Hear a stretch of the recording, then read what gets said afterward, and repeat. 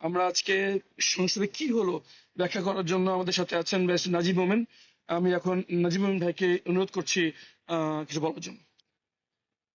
আসসালামু আলাইকুম রহমতুল্লাহ। আজকে সংসদে জুলাই সনদ বাস্তবায়ন আদেশের উপরে মুলতবি প্রস্তাব নিয়ে 2 ঘন্টা আলোচনা হয়েছে। এক্ষেত্রে আমাদেরকে সময় দেওয়া হয়েছে, সরকারি দলকেও সময় দেওয়া হয়েছে। আমরা যে প্রশ্নগুলা উত্থাপন করেছিলাম আইনি বিষয়গুলা, সেইগুলার উত্তর না দিয়ে আইনমন্ত্রী এবং স্বরাষ্ট্রমন্ত্রী ক্ষেত্রে বিচ্ছিন্ন বিক্ষিপ্ত কথাবার্তা বলেছেন, লোডেড কথাবার্তা বলেছেন। এইগুলার আসলে যে জবাবগুলা এগুলা দেওয়ার জন্য করেছেন।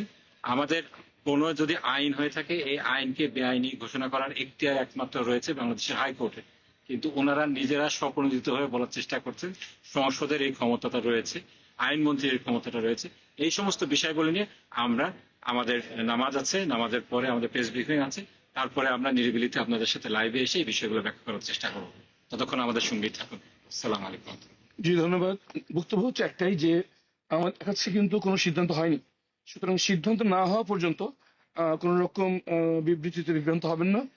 বিরোধী দলের নেতা সর্বশেষ যে বক্তব্য দিবেন এবং আমাদের বিশিষ্ট আইনজীবীরা যারা আছেন, আমার সংসদ যারা আছে, আমাদের সম্মিলিত বক্তব্যই শেষ বক্তব্য। আজকে কোনো সিদ্ধান্ত হয়নি, সিদ্ধান্তের জন্য অপেক্ষা করুন। ধন্যবাদ সবাইকে। আসসালামু আলাইকুম।